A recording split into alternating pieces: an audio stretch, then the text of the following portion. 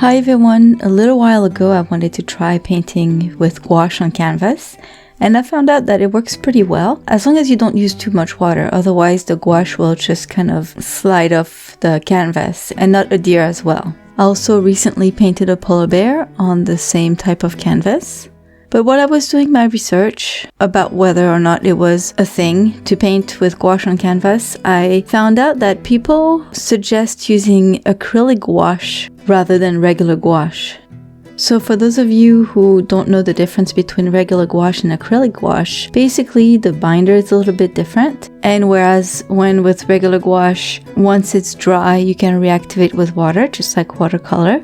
Acrylic gouache is more like acrylic, where when it's dry and it won't budge.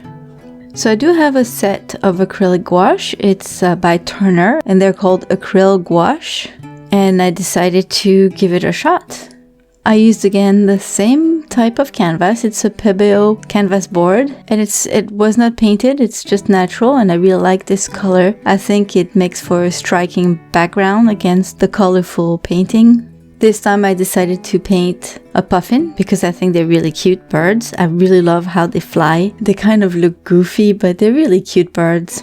So when you use regular gouache, the paint stays wet for a pretty long time on your palette, but it tends to dry eventually, which is not so bad because you can always reactivate it with water. Now, acrylic gouache is different. When it dries, it dries. You cannot reactivate it. So it's really like painting with acrylic paint. It only stays wet on your palette for a certain amount of time. If your painting session is interrupted, your paint will dry out and you're gonna have to throw it away and get fresh one.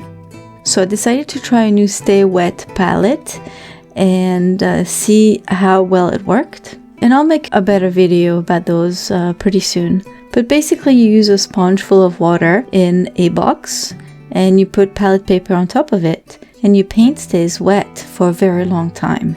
Once your session is done, you just close the lid, and the box is supposed to be airtight, and then once you get back to it, it should still be pretty fresh.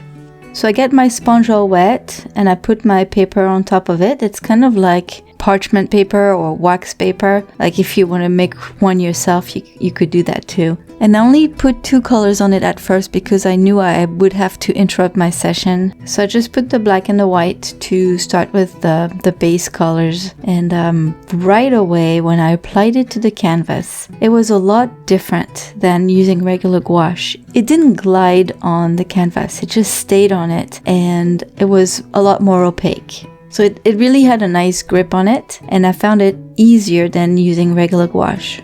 So once I was done with my base of black and white, I had to leave. So I closed my box, and my next session was about 24 hours later. So as you can tell, the moisture just stayed in that box because you see that the lid is covered with droplets. And the paint is as fresh as when I squeezed it out of the tube. So it's really nice. It worked very well.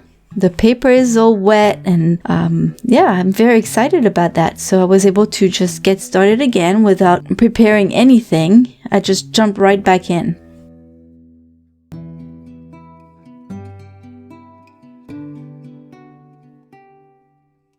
So because the experience with the acrylic gouache was a little bit different, I struggled a little bit at the beginning. I liked the fact that it was more opaque on the canvas, but it was not as creamy and it didn't spread as well.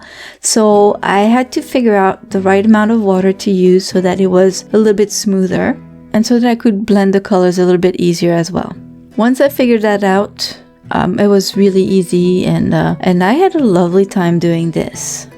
I have to say that I had to stop that painting session again, and I finished it on the 3rd day, and the paint was still just as fresh as on the first day, so I'm really happy with this palette. I think it's gonna help me save paint and I won't have to waste it by throwing it away. And I'm wondering if I should buy another one so that I could save my regular gouache as well. Even if I can reactivate gouache, it's always nice to use it when it's nice and fresh. I really like that, rather than having to re-wet it.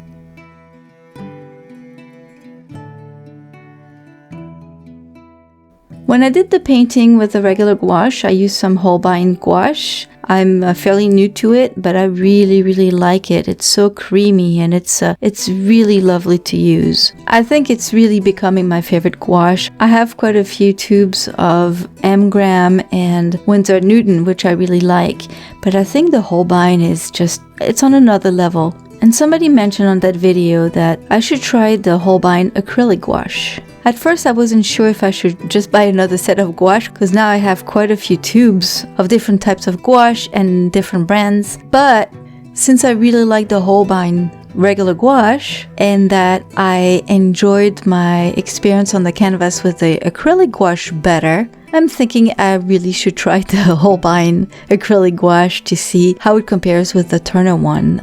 A lot of people say that it's much better than the Turner gouache.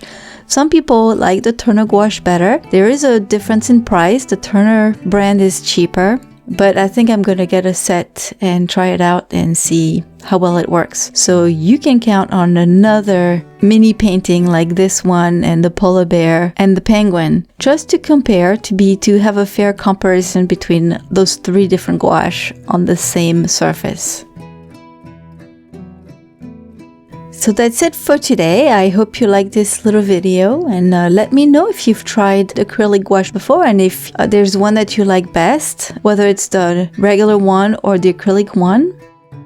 Thank you all for stopping by. If you like this video, please give it a thumbs up, and I'll see you soon with another video. Have a wonderful day, everyone. Bye bye.